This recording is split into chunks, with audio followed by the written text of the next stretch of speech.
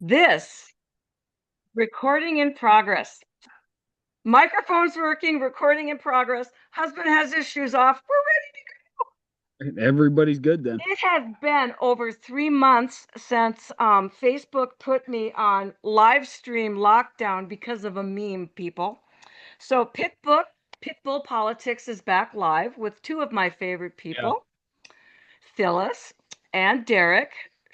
And Hey, What about Mr. three? Well, okay, Okay. two of my favorite people and my husband. Okay. Expect hijinks and shenanigans. Speaking of which, love it because I mean we always know the husband comes secondary to your favorite people, right? I mean that's a people. I didn't say husband, I said people.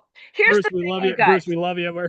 It's Hey, Phyllis will Yeah. say the same thing about me. So long suffering gentlemen. Here's the thing. The reason we mentioned District 42 is North Dakota districts. My District 20 is another one that does the same thing, but District 42 has been well known for, speaking of shenanigans and hijinks, um, let's just put it this way, not necessarily following even their own rules and giving the impression, if not the reality, of rigging or making things more favorable towards certain select people in the process of attempting to bring forward people who are I don't know going if to you can hear plan to us. run for office.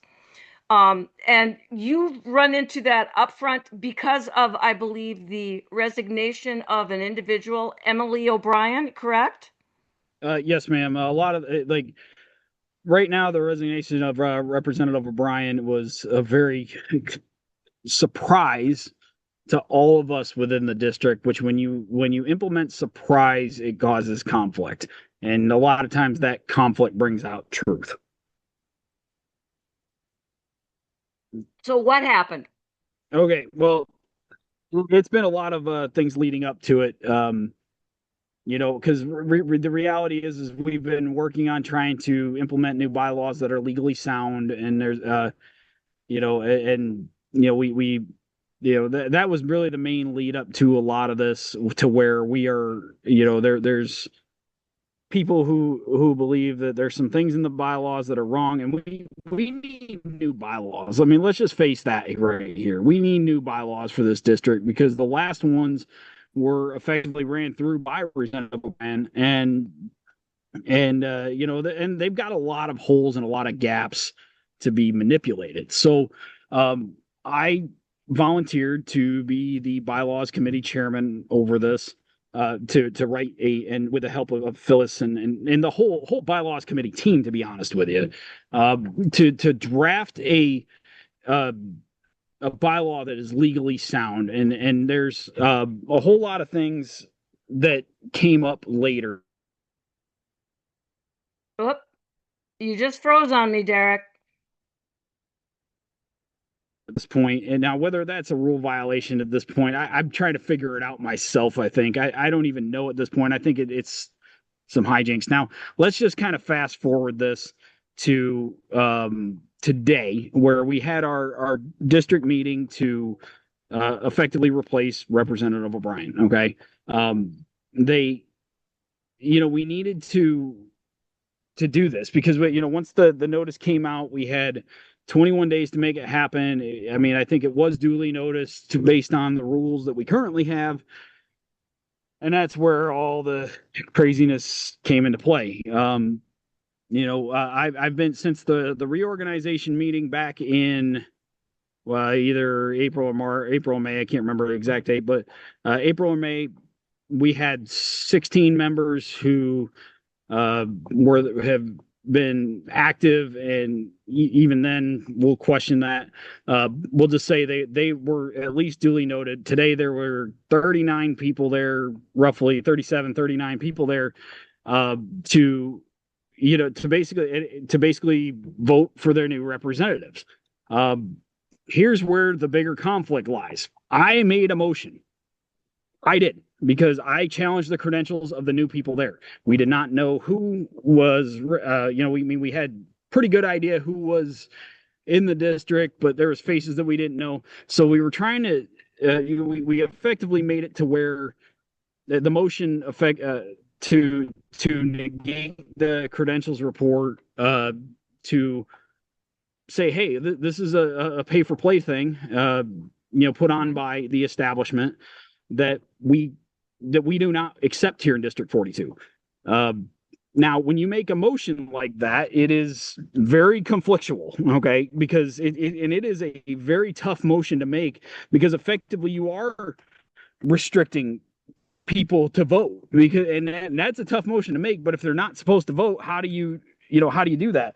I just and now that was probably the biggest conflict of the whole meeting. And which, again, when you're standing up for truth and you're the motion to validate last minute credentials is not blocked. Yep, you froze on me again. Hang on. That, because right now what we're looking at is parliamentary procedure, which, again, I'm going to ask the question: who knows about it? A parliamentarian, okay? And that's we didn't have one. We didn't have a certified parliamentarian there to do this. I mean, we need to understand that when people are signed up and paid for at the door the right before a vote, it raises serious questions about whether we're electing personnel on grassroots support or based on who can buy influence in the moment. And I really believe that. I'm going to interrupt you for a second. That's consistent.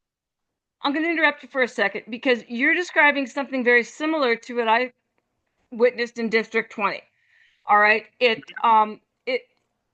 appears to me that, given appropriate moments, the deck is stacked.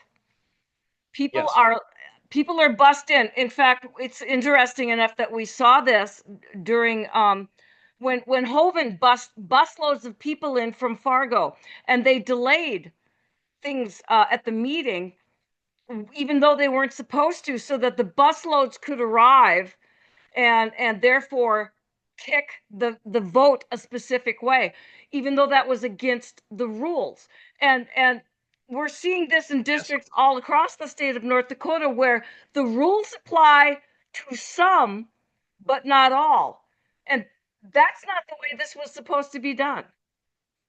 No, it's not. And like I said, I mean, the problem here with District 42 even more is that we don't have rules, yes or no, but what we do have is we do have Robert's Rules of Order, to be able to, when we don't have a clear procedure, Robert's Rules of Order will govern how we operate. And, that's a very tough document to understand. Okay. It is not easy. It is not, it's effectively a law, well, I'm going to call it a law. Maybe law is the bad term. It's a way to govern meetings, to ensure order.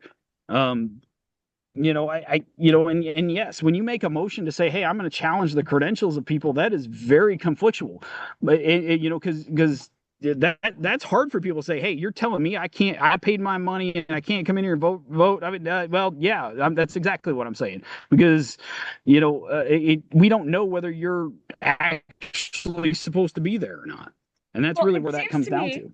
It seems to me pretty logical. For example, I believe that a vast majority of people with any common sense would believe it is incorrect to allow people who are not citizens to vote in U.S. elections, because they don't have any skin in the game. Now, This is very similar to that. If I don't live in District 42, we have property in District 42, but we don't live there. Therefore, we are literally taxed without representation. So, according to you, quite frankly, I could pull up one of my rental addresses and stroll in there and say, hey, I have a right to vote here, even though I don't live there. That's wrong. Yes, and then, like I said, if this motion passed, which sadly it failed, we needed to understand that this was this, yes, you wouldn't have been able to vote there, but yes, it's it's really a thing, where we need to understand that we need to be able to validate people before they vote. And regardless of how you look at it, I mean, I only saw one gentleman today who was willing to provide significant amount of proof that he was there. That's All wrong. right.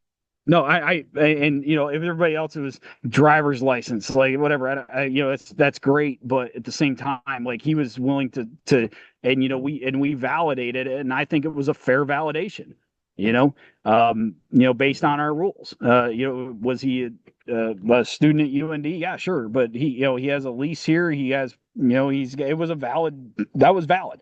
It was, he was willing to stay in there and say, no, I belong here.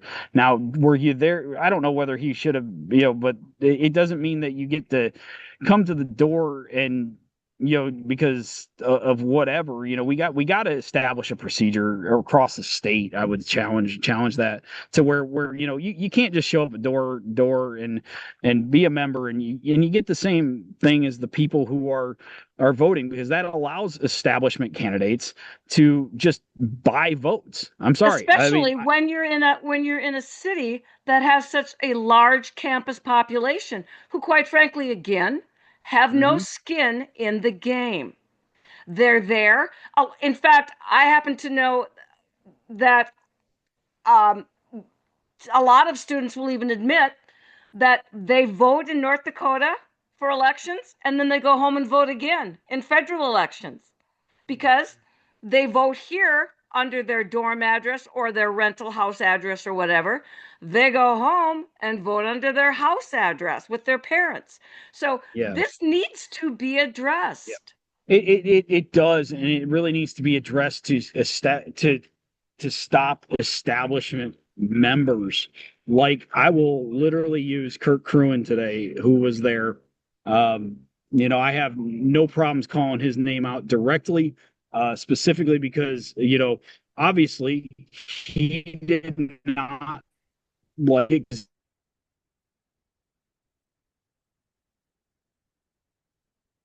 Oh, you Phyllis froze here on. today, like There tried we to go. use intimidation tactics against me. Very, like I mean, I just we were in executive session that again, now I'm not part of the executive committee, but the executive committee voted me in to say, hey, this is how you should operate, and this is my advice to you. And he came up and was very threatening, and I want to make sure that it's very clear that there is no place for that in our politics, especially with what we saw, very recently with the Mr. Charlie Kirk incident there. And the sad part is it's still going on. Like this should have been a very peaceful debate. Now I can understand tension and heated debate, but which is great, but there's no need for threatening actions. There were other of these groups of individuals that came in that were very threatening to the executive committee, and I will not stand for that. We are not going to stand for threatening actions, and regardless of whether you paid or not, I don't really care, but we're going to stop that right there. And I'm going to make it very clear. I know, very recently I've said some things about the chair, but I will give credit to the chair for running a very fair meeting today. She did it right in the best of our ability. It was, I'll give her credit on that. Because I've always said I'll give credit where credit's due. Meeting did end up fair. Now, whether it should have been, however we got here, that's irrelevant. But I will say that the chair did a very fair meeting. It and did the best, and we all did the best we could with the policies and procedures we have. So that doesn't mean that anything changes beyond that. But at the same time, the threatening politics and from Kurt Crewin and his cronies, like I have no place for that in District 42, and we are ready to start attacking the establishment on that. And this will be very well known that we are not going to put up with this in District 42. Well, the problem is, as I see it, your video's frozen. You're kind of moving in and out, but I can still hear you, which is the big thing. Um, oh, I think I just lost you. Oh, doggone it. Hang on, everybody. We just lost Derrick. We're going to have to see if we can get him reestablished. Up. Maybe he's back. There you are. You're back. Okay, I'm Okay. back. I'm back. I All right. swear. I was going to, no, you're fine, sweetie.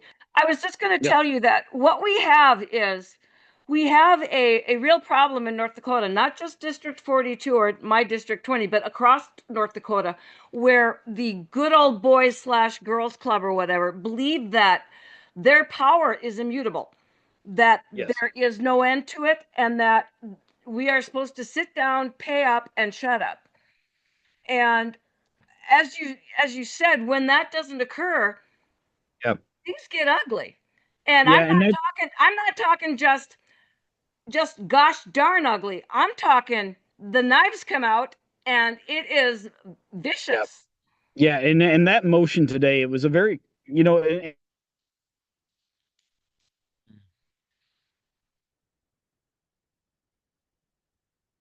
I want to make it very clear right now. Like, I am the least establishment guy in that room, right? And the reason for that motion was to protect integrity of our voters. Okay. But you can go ahead and spin this any way you want. Anybody who spins this as I'm an establishment guy, they will be met with my full force. Okay. Because what I spoke today was the truth. Okay. I have no ability other than the truth to speak. Okay. And the sad part is what happened is the opposition got outmaneuvered and outmanipulated today. So they resorted to tactics that were threatening and not Republican, nor were they conservative, nor were they anything other than wrong. What I've noticed is when challenged, these people don't understand the rules of fair play. They don't. They resort to slander, libel, they resort to, as you've said, threats. Yep. They resort to all kinds of tactics, Mm-hmm. none of which belong not Correct. just in political arenas, but just don't belong in a civilized Yeah. society. And as our society has begun to degrade, Yeah. it has started in the political arena and it has dribbled down into our culture and it's Mm-hmm. got to stop. But if it Yeah. started in the political arena, the fix has also got to start there. Yeah. And I agree. And the sad part is like there's a very easy fix to this. Know what you got to do. There was one gentleman in there. I'm sorry, I wish I could call his name out. He was very good and understood what we needed to do today. You know, there was a lot of people in there who had, I don't know. Again, it doesn't matter how they voted. I don't care. But you know, but the point is he knew enough about parliamentary procedure and how things should operate to be able to give intelligent arguments. And I can respect that. There was another. I'm not calling out names because honestly, I don't really know. But there was another gentleman that hey, he completely disagreed with the motion, but he came up and shook my hand afterwards and said, "Hey, that was awesome. I'm glad we had a good debate." You know, that's what's appreciated. But when Kirk Kerwin comes up to me and tries to intimidate me, sorry, I will not be intimidated by that. He also I am. tried to butt in the executive. Yeah, he tried to butt it into an executive committee too, but that's another thing. But that's again, I will not be intimidated. I will not be anything. I am going to stand for what is right. And I'm sorry if some people felt disenfranchised today, but we did not know if you were members. We did not know what your credentials were, and that is very fair under the rules. Now, how many? You had 37 people there. Just a sec. We're down You for a little froze bit. again, yeah. Yeah, it'll come back. So Now, You're still frozen on our side anyway. But Bruce asked the question. Can you hear us, Derrick? yeah, we can hear you. I don't know if you can hear me yeah, I can hear you because you now. guys are frozen too.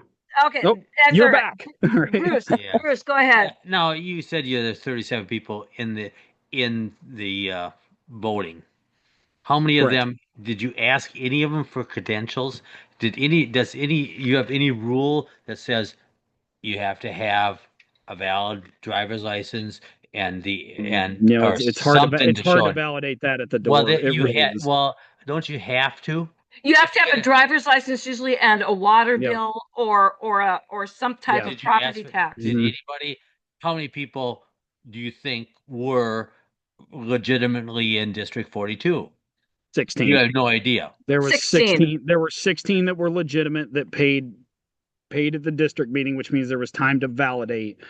There was time to validate them to make sure that they were correct.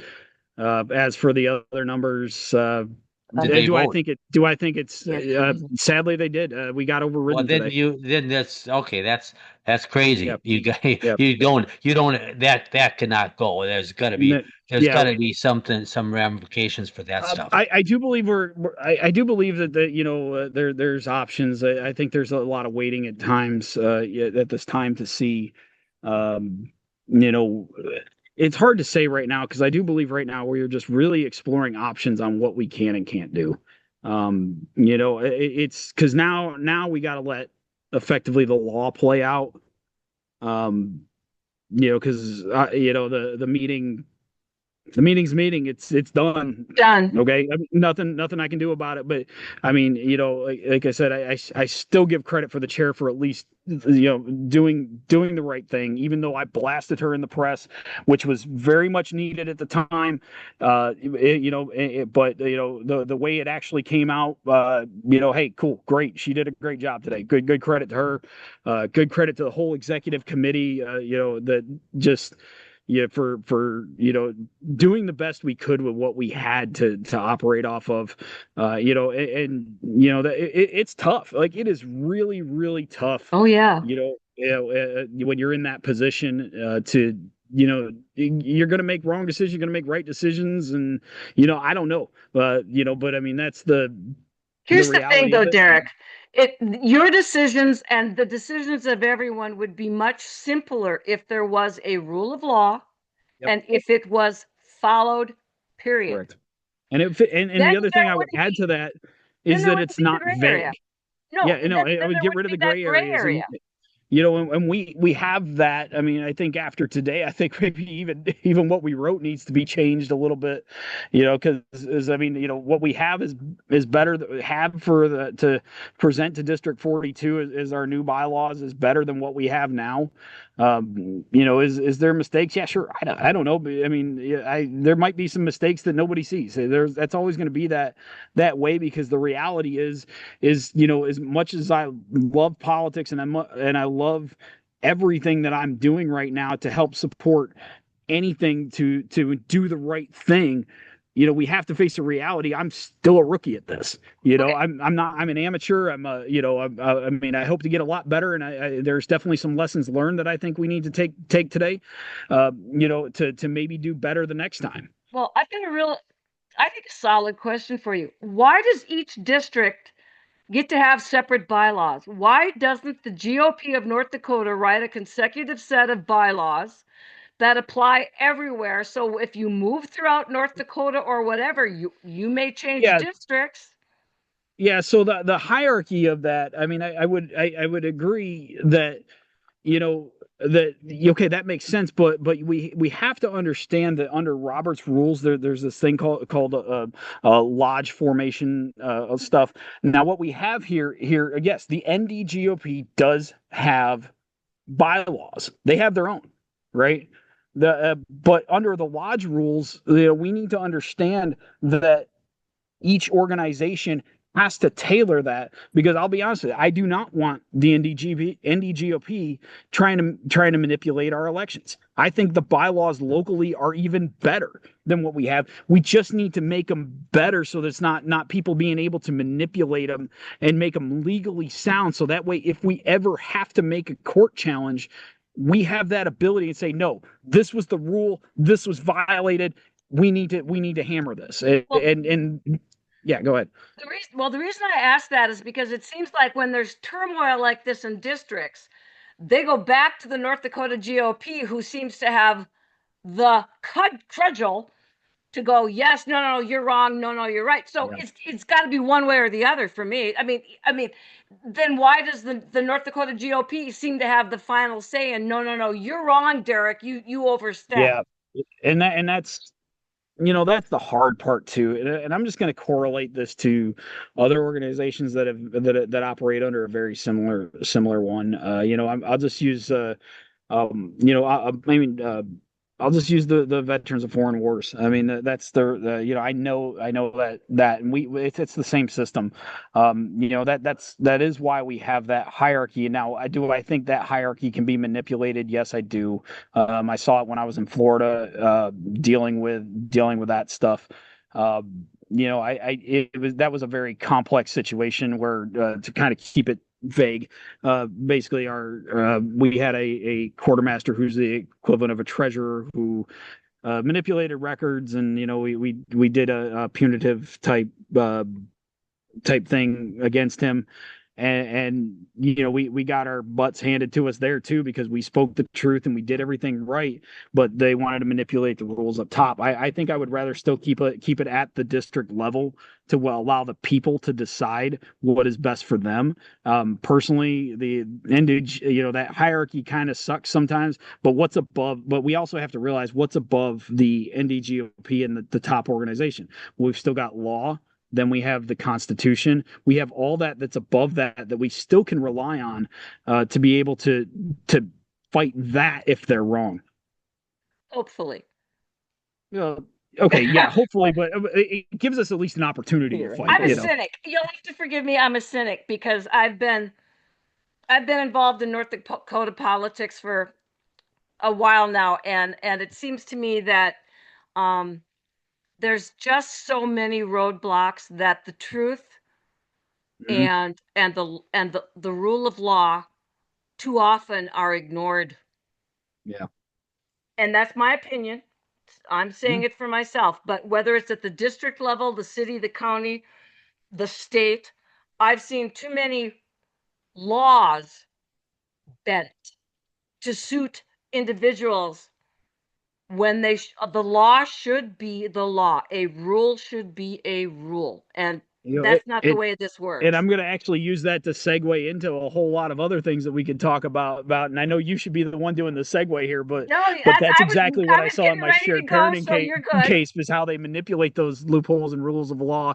And I know we've talked about that a bunch of times, so because I know we could talk about that, but that's also how the courts operate. That's how a lot of people operate, it's instead of using what's written on the paper, we see that all the time. And like I said, I can't, between, district politics and Senate politics and legislative politics, the rules are manipulated. And, we as the people, especially against the court, we need to realize that the rules are the rules. Stop. Can you manipulate them in their favor? Yeah, sure. But at the same time, that doesn't make it right. And that's where, again, I go back to it. The motion today, everything I'm doing with shared parenting and everything that we're trying to get accomplished in the state to make it better, we are not doing manipulation. We are not doing anything except telling the truth, and people don't like it.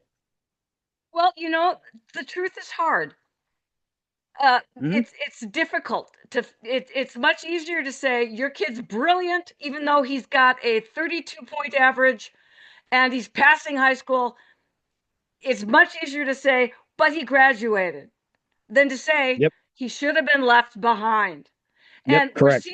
We're seeing this throughout the state at all levels. And I'm going to segue here from me into something, because you mentioned shared parenting, and that's kind of where I was going to go with the court thing, where the interpretation of the law and the interpretation of, in many cases, people like HHS and everything else who have different agendas, shall I say, than caring for the child, even though that's what they're supposed to be there for.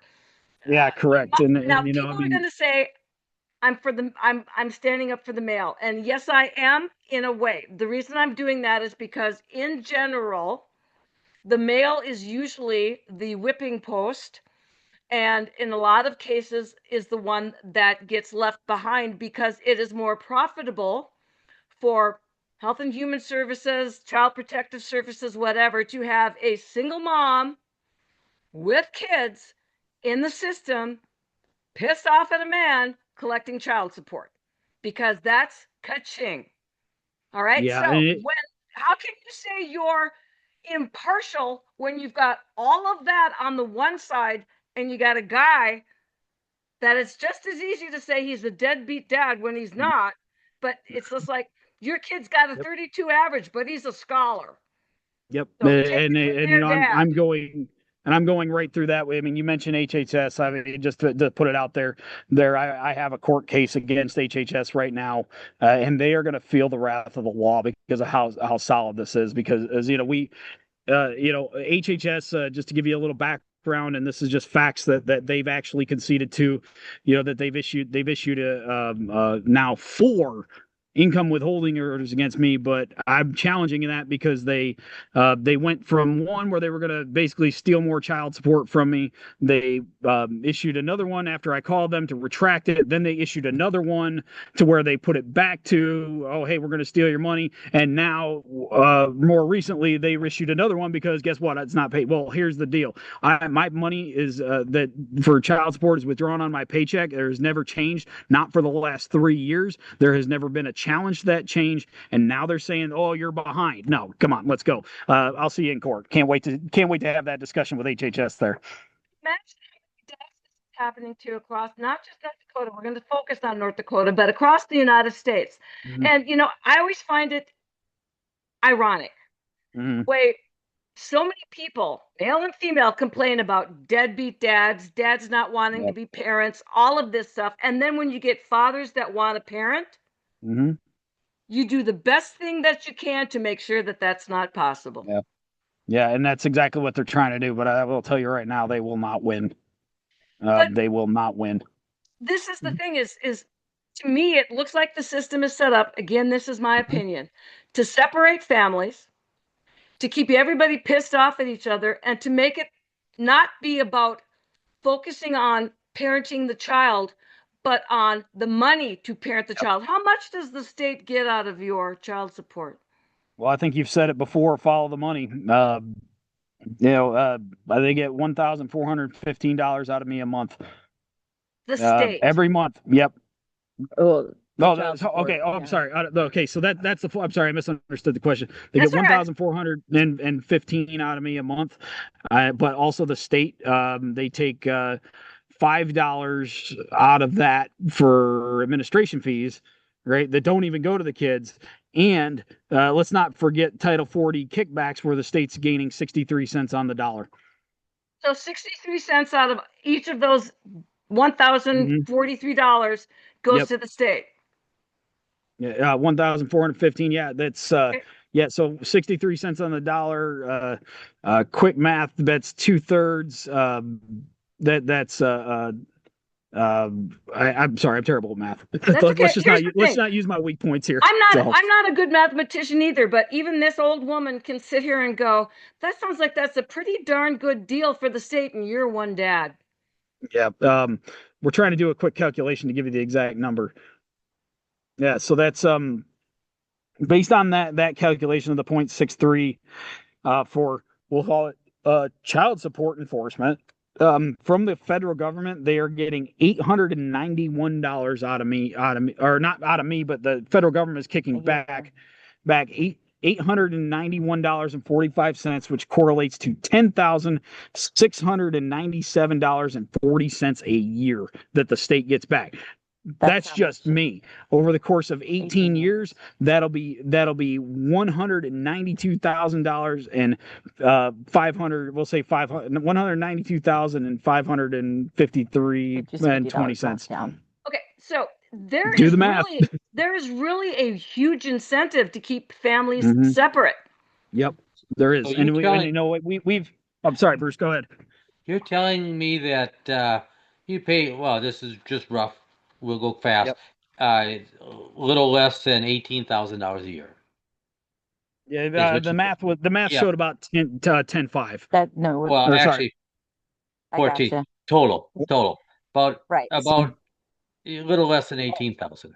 Oh yeah, so how much I'm paying? Yes, 16,000, almost 17, closer to 17. Yep. And your kids or your ex get only about 7,200 of it. Is that right? Probably. Yeah, I mean, well, so the five. No. I think that's a slight misunderstanding there. I think because so the kids are going to get so out of that. I mean, well, let me put it this way. I don't know where what the kids get and what they don't, because North Dakota does not allow me to track that. Yeah, but okay, because what we family. should be doing. Yeah. So, but okay, we'll just say the other side, right? That's not me gets that. We'll say 17,000 for rounder numbers. Oh, Okay. okay. Okay. But out of that 17,000, so quick math, 5 times that North Dakota takes $5 out for administrative fees because they make you go through them, right? So that's Oh, actually reduces it to, so that'll, but out of that $60 a year, so $60 a year, right, goes straight to North Dakota. But that's not including the other stuff that they're getting kickbacks from the 63 cents on the dollar that they're getting kickbacks from the federal government. Right. So they're double dipping in many ways. They are. They are. Okay. Now, the other thing that I will agree with that I have a very because I've seen it, and I'm not saying it happens in your case. This is something I have seen elsewhere. All right, where the Mhm. child support is going to fake nails, um, hair coloring, all kinds of other fun stuff, as opposed to the child. And then when the children are dropped off, the kids are dropped off. Literally, again, this is not you, Derrick. I'm just saying what I've seen. The kids are dropped off without luggage or anything, Mhm. just with the clothes on their back for Yep. however long that they're supposed to. And the parent who they're dropped off with is left to deal. Yeah. To which I say, where is the child support money going? And the fact that there's no way, there's there's no receipts required, there's no tracking. Yeah, there's not, and North Dakota law does not even allow us to even challenge that in court. The precedent, even the law, the precedent, like everything says you cannot even challenge that in court. I would actually challenge the legislatures this next coming session to actually maybe change that. I would like to see something that I know Delaware at least is doing a trial run with it, where we put the child support on like an EBT type card. Uh, that's another discussion. But like EBT, some sort of debit card, or however, like just something that allows the parent who's paying child support to be able to see where it's going. You know, because right now my income is literally fun money, or it's going to the kids. I don't know. I mean, I'm going to say it's probably more than likely fun money because of trends I've seen. But at the same time, we need to realize, and I know I've said that on a previous podcast that we've done. It's hard to not even remotely think that, because what we when you see the kids getting new things that they never had before, or taking vacations that they never did before, or a whole bunch of other things that are like, wait a minute, where are you getting this money? Because I know you're not making that much. Well, am I paying for it? Well, don't forget, while they're here and they're in my custody, I still pay the exact same amount. Let's talk about that one too. Well, There's I no was going to ask prorated, about that there's because no that doesn't like, make sense. nope. Like I said, for example, in my child custody case, I have the kids here for the total month of July, like the last week of June, first week of August. I'm still paying the exact same month. That month of July, I got to pay not only while they're here, not only while they're doing all this other stuff, all the events we want to do, but I'm still kicking money over that direction. Where's that money going? Don't know. Can't challenge it. So let's just have that conversation. Why are we not allowed to track where our money goes? Why? Because it's North Dakota Health and Human Services. It's the federal government. It's all these people who are this establishment group that does not care, because they only want your money. Okay, they only want your money, or so that way then they can do things like they did today and try to buy votes. That's exactly how it all works. Like that's Well, the correlation between and these two topics. and to me, the reason that they don't want to track who comes into the meetings and make sure they're valid, the reason they don't want to track where the money is going for Mhm. child support and other things is because that means responsibility. And if it stays undercover, nobody knows what's going on. For all the people that are running around screaming, we're so transparent, they're not. And underneath that non transparency, as we saw with the federal Doge, there's a lot of Oh shenanigans yeah, I going mean, on. I love Doge. I mean, credit to that. Credit to that. I mean, that was awesome. I mean, I don't know how. Like, I mean, I think right now everybody's scrambling after that was created to figure out, oh crap, what do we do? I mean, I know there's a lot of agencies that had a lot exposed too. But I mean, why? I mean, I really hope that we start looking at, Title 4D on the federal level. And I know a good friend of mine, Mark Ludwig, he's, very active pushing parental rights out at the federal level. Just great guy. He actually came here and supported our bill 2383. Awesome person, a great guy, but he's out there doing things on the federal level, and hopefully, and we are, I think, with this movement, this father's rights and this parents' rights, and just overall, the non-custodial parents are starting to gain a voice, because we also here in North Dakota got a child custody task force, which I had the great honor to be selected to this year, and it's still kind of, in a small way, chokes me up that I'm going to be the voice for a lot of parents out there in Bismarck this year. Starting, actually, our first meeting is on the 24th of this month, to be able to go out there and start hammering away and figuring out these child custody problems here in the state. Well, the reason I find it interesting is because I've personally know, and I'm not going to mention any names for privacy reasons, but I know instances where a child has decided that they no longer wish to live with the custodial parent. The custodial parent can't handle them, so they go live with the non-custodial parent with the custodial parent's blessing. But the non-custodial parent has to continue to pay child support. Yes, and that is, again, that's a huge problem. But I mean, again, I think if people understand, and this again, I'm still tying the two conversations together. We understand the rules, like in parliamentary procedure. We understand the law, and you have to be able to do that on your own, because, I'm there's some good lawyers out there. I don't want to say they're all bad, but there's a lot of lawyers that, okay, Kit, I know we don't agree on that one, but I can talk to you about some good lawyers. Okay, I know some good lawyers. I also know a lot of bad lawyers, right? But but there's that. I'm sorry, I love you, Kit. I know some good lawyers and I know some bad lawyers, but we got to have that conversation to where, I just we got to believe that you are responsible for your own knowledge. Okay, and I can't explain that any farther. I mean, we have to understand that all you have to do, it's one simple task: read. It's very read. And if you don't understand, we have so many tools out there to maybe put it in a different language. I'm just going to use an example. So let's just say Chat GPT. What about AI? We have all these tools out there to help you understand and become a pro se litigant, to where you can do this on your own. We don't need the establishment anymore to be able to fight this. Now, are you going to take your licks? Yep, sure are. I've taken mine. I still have yet to win a court case. I'm trying, but that doesn't mean I'm going to give up, because I'm giving them one heck of a fight, and I'm going to do this for the people of District 42, and I'm going to continue to do this for the people of North Dakota. I just know one thing, and that is, when I see the law, I'm naive enough to still believe in the lady that stands there holding the scales with the blindfold, Justice. Yep. Mm-hmm. Because Justice is supposed to be blind when she does her evaluations. Right. And it has been quite a long, long time since I have actually seen that taking place in just even basic court cases. For example, Fargo, the major shooting that we no longer are hearing anything about. Yeah. Young man, before he murdered somebody, was arrested 14 times. Yeah. Let go. No, I mean that. Yeah, I'm just saying. That's just crazy. I mean, it's I'm just saying. I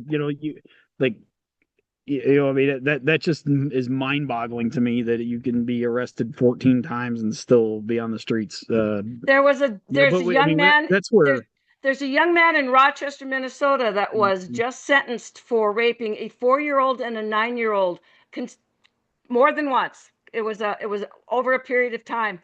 He was sentenced to 180 days. He won't serve a day. Yeah, no, and that's just, again, it goes back to just things that I can't comprehend as a logical, practical ethical, anti-establishment, conservative, like you name it, like put whatever title you want on me. What I just explained is fan thing. We need to start getting into court reform. We need to start getting into legal reform. We need to do. There's a lot of things that we need to start doing. I don't know how else to explain it other than that. I'm going to segue this back because a lot of this starts with our legislature in North Dakota, because they're the ones that write the laws. Yep. And thanks, honey, if we can't get our districts together to get the right people to go every 2 years to Bismarck to write the laws, what chance do we have? Yeah, I mean, and that's why, yeah, I mean, that's the way it is because I mean, we got to look at that, and that may be a process we need to look at too. Yeah, I mean, Well, that's people don't understand, but we got letters. We got letters regarding the budget. You can now go and protest the county budget. Because the reason that we got those letters is a yeah, lot of and I people think don't that's great, understand this. and They're not getting property tax you letters know, notifications. Yep. I know you got the same letter. I think we all got the same Yep. letter. But at the same time, what we got to realize is this is why we all need to start getting involved, because like it's not just, like, I mean, I can stand there, with Phyllis, and you can stand there with Bruce, and like nothing is going to change if we don't get involved. We don't educate ourselves, and we have to be able to say, hey, no, this is wrong. Understand using the rules to say, no, I don't agree that people who paid money today should be the ones voting on this. Like that's or I don't agree that child support is not tracked, or I don't agree that the courts in the state are making rulings to separate families. Like we've got all of that. Like we have all of that, but we need to stand together and we need to stand up, and everybody needs to get involved. The big thing that bothers me about this entire thing that we've done tonight is you mentioned there were about 39 people at that meeting. Mhm. How many Yep. people are in that damn district? And I can Well, tell you there's a lot more than 39. no, there's that too. I mean, I think that's also, I would also challenge people in the district who didn't show up to show up next time. I'm just sitting here going, when you said what 39 people showed up, in my back of my head, I went, really? Yep. Really? Yep. How many show up for a UND football game? Oh, 1,000. I mean, I don't know. Look at the Alaris Center capacity, and we'll talk about that. I mean, you're talking What's thousands, more hundreds. important? I believe that. Well, it would be football because we had somebody there that ironically mentioned that Oh, this yeah. meeting needed to hurry up because she's Yeah. got to go to football. Yeah, You- so I heard that My today, too. point. But do you Yeah, understand? That's what's wrong. Yeah, no, I know, I agree. And people don't understand what's going on under their nose, and this is so easy and it's so simple, and all you got to do is like we don't meet on a daily basis. We don't even meet on a yearly basis. We meet a few times, like we need to get more involved and we need to be able to unite. And I'm still very much saying that regardless of what happened today, I am going to be the first one to champion a unified District 42. We will do some things to make sure that we can start bringing people back in, to whether if they said the easiest way to make sure that, guess what, your nomination is never challenged is to always be involved. Nobody's going to challenge that. The people who were involved from the beginning this year are the ones that were right there from District 42, right there in the reorganization meeting. Their challenge didn't exist. It was the ones who showed up today. I'm going to sit there and I always tell everybody this. I'm not worried about numbers. We need knowledge. We need to understand it. If we have 15 people in District 42 that know what the hell's happening and understand it, that's all you need. You only need a couple. You don't need 1,000 idiots in that room. Unfortunately, 1,000 idiots outvote the 15 knowledgeable. That's what I'm just saying. That's what my point is. So I understand what you're saying. You'd rather have people that are knowledgeable that are voting. Yes. But when you have idiots No. that are voting, That's what they I'm saying. outnumber the knowledgeable. They still win. Well, I know, but the simple fact is you have to have a knowledgeable, if we're going to get anywhere. Now, I'm talking about right now. You're right. 1,000 idiots are going to outvote 15 knowledgeable people, but you're talking about straightening this thing out. We're not going to straighten out shit until we get knowledgeable people in. And it starts with that. Yep. I agree with both. But how do you expand knowledge? Just get involved. Get them out of the I mean, public school it system. It starts with one. It really only starts with one. Because guess what? I have said this to people who I work with as their leader and their manager, and the biggest thing that I've always said is, I may only be able to influence you, but then you can go influence. Well, guess how many people I influenced at that point? Well, now I'm up to 4, or 3, or whatever. That expands. It's going to take time. We can't expect this to be an overnight process. We can't do. This is not going to change tomorrow. Right? We got to have that reality. But as long as we start building our legacies now of we are here to stand up against the establishment, and we are against people who are going to be corrupt, and we are against, and we just want the rule of law to be followed, we are going to win eventually. It may not be in my lifetime, it may not be in your lifetime, but I know what I'm going to do is going to make sure my kids are set up for success, and Phyllis's kids are set up for success. Well, I want to make sure one thing. I want to make sure that people realize that there's not a lot we can do necessarily about who is elected president, but you can do a lot for who's elected into your district. Yes, and that start with what you can control. And please start getting more involved. And who did we end up with? Did they vote tonight for who replaced Emily O'Brien? I believe, Mr. Dustin McNally ended up winning the vote. So. Is he the guy from UND in the law office, or? I'm not really sure anything about him, to be honest with you. I know that's scary in itself. I know. But we know he lost. Yeah. I mean, he's paid to paid today. So that should tell you something. Yeah. Wow. So yeah, he was. I do know 37 people decided who came there. Yep. Again, I don't know. Other than that, I don't know. Never met him. Never seen anything about him. Yep. Very scary. Because it's very scary. Totally get it. Yep. Well, the one simple fact about it, though, is he's got a lot to make up if he's going to be as slimy as the last person that was in that office. He won't be in long. Again, we're going to be. We're gonna. It's gonna be a night. It's gonna be a long, like I say, couple years for him. There ain't. You can't lose much. Keep me posted, not just with District 42, but please with your shared parenting and everything else. And there's. Again, I can go. We could have another whole podcast just on the shared parenting end. I know we've got the task force coming up. Things are moving quickly. It is. Yep. The loss of Charlie has motivated people not just across the United States but worldwide. Yeah, millions and millions. My hope is this: I was crushed, and that this young man's death can be made to mean something.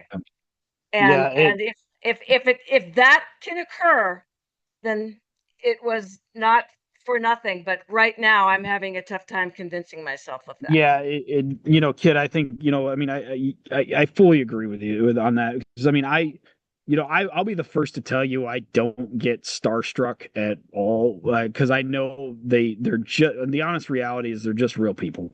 Mm-hmm. But when this one happened, I think what triggered me was on the, hey, this is, besides is, I don't even care about the politics of it. I agree with probably 90% of what he says. I mean, there's always the disagreement everywhere, but at the same time, I think the hard one for me was when they showed that video of his daughter running up to him at screaming "Daddy" on Fox News. That's the one that was the killer for me, to know that this is something more important. And I've said this to Phyllis and basically my entire family is sadly, I think we saw the Martin Luther King of our day, and that's something that is very, very striking to put in perspective for people.